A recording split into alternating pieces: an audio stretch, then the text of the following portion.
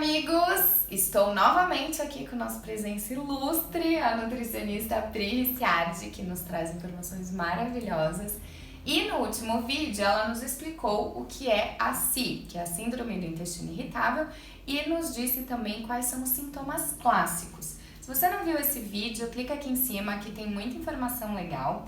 Mas hoje ela vai nos dar dicas de como tratar.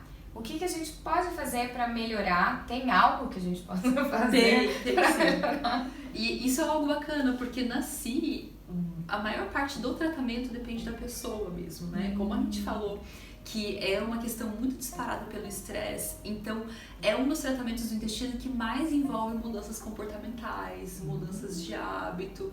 Eu falo, às vezes, repensar a vida, né? Repensa o trabalho, repensa a vida que você tá levando, se é isso mesmo que você quer. Aí que eu quero ver, Pri. Às vezes você tá engolindo uma coisa há muito tempo ali, né? Às vezes quando você fala, não, pra tratar assim, muito simples. Você evita o alimento X, inclui o alimento Y. Agora, quando fala pra reavaliar, o buraco é mais embaixo. Aí eu quero ver, você que está nos assistindo, você está disposto a reavaliar? Mas assim, a gente começando por alguns passos básicos, tá? Então, o primeiro passo é a parte da respiração. Por mais que pareça bobo, vamos pensar, o intestino, depois da pele, é o maior órgão do corpo. Se a pessoa tá correndo de um lado pro outro, aquela respiração curta, uma pessoa que fala demais, sabe aquela pessoa que tá correndo, fala demais, na hora que você vai ver ela mal respira, é uma respiração muito superior. O que acontece? A gente tem uma perda de oxigenação de todos os órgãos, e inclusive o intestino. Então, quando a gente diminui o oxigênio pro intestino, a gente faz ele ter cãibra, a gente faz ele contrair mais. Então, muitas vezes, se você tá sentindo isso e você deita, põe algo quentinho em cima e respira fundo, depois de 5 minutos você sente uma melhora. Então, se você fizer isso e começar a observar que melhora, com certeza o seu quadro está bastante ligado ao estresse. E aí o que eu incentivo para os meus pacientes é ter o hábito de respirar antes de comer, né? Porque às vezes está tão na correria e para e vai, e aí piora tudo mesmo. Que curioso, né? Porque uma coisa que, não sei, falando, a gente... Nossa, que óbvio, respirar. Mas o pior é que a gente esquece, né? Sim, e é uma respiração. Então é aquela respiração que você tem que colocar a mão na barriga e sentir a barriga subindo. Não é aquela respiração no peito, né? Então você vai fazer oxigenar abdominal, exato. E aí, já puxando o gancho, vale muito a pena, às vezes, considerar um yoga, um pilates, que são atividades que ensinam a gente a fazer isso. A respiração é muito legal. Eu aprendi a respirar com yoga, foi muito bacana. Porque o que é muito legal, no dia a dia, às vezes, por exemplo, você tá no trabalho, você sente que tá começando a ter dor, e aí você para um pouquinho mais para perceber o que tá acontecendo, e você começa a respirar. Então isso acaba sendo uma forma muito bacana de você ir conduzindo as coisas. Você tem um pouco mais de controle, né, da situação. Ai, que de autocontrole. A segunda coisa é evitar alimentos que são mais agressivos. Então, quando o intestino já tá mais irritado, o que vai ser mais agressivo? Alimentos muito gelados, né? Alimentos irritantes com muita cafeína. Então, por exemplo, já tá ali sentindo dor e toma um café, ou já tá ali sentindo dor e toma um suco muito gelado, a tendência é piorar também, né? Porque são alimentos que agridem um pouco mais a mucosa do intestino. E por último, penúltimo, né? Que é um protocolo padrão, que é fazer uma alimentação hipofermentativa, que a gente conhece pelo tal dos FODMAPs. FODMAPs. A gente já falou sobre FODMAPs no site, e também muitos leitores, Pri, falam se eu faço dieta FODMAPs. Já respondendo não. Eu já fiz uma única vez para um tratamento específico, mas não faço. Mas nos fale sobre FODMAPs. Tá. E aí, até um ponto importante, o FODMAPs não pode ser um estilo de vida. Ele precisa ser um momento de tratamento transitório. A gente coloca como limite até 8 semanas. Por quê? Isso, porque nos explique. Porque o FODMAPs nada mais é do que retirar fibras. E a gente precisa de fibras para alimentar a nossa microbiota intestinal, para dar esse volume intestinal, mas naquele momento em que o intestino está irritado, muitas vezes colocar muita fibra piora a situação, né? Então, voltando ao que a gente falou no vídeo anterior, é a pessoa que reage a muito mais alimentos. A brócolis, a couve-flor, a salada crua, a ovo cozido, a feijão, né? Engraçado, né, Pri?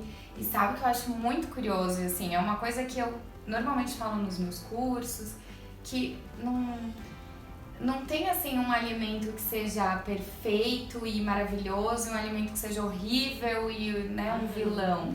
Porque nós somos tão diferentes uns dos outros, né? Sim. Você vê a Perfeito. Pri falando de brócolis, couve-flor, feijão, todos alimentos super nutritivos, mas que em determinado momento, para determinadas pessoas, uma determinada situação, precisa ter um consumo diferenciado, né? Moderado. É a tal da nutrição terapêutica, naquela situação que a pessoa está passando, né?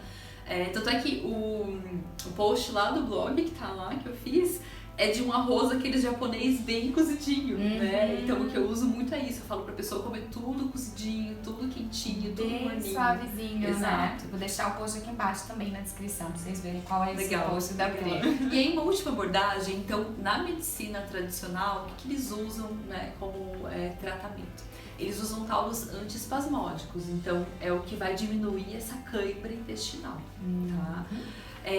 Então, duas alternativas é o Psyllium e às vezes alguns medicamentos. O Psyllium para algumas pessoas é excelente, para outras pessoas, por ele ser fibra, vai ser uma bomba, né?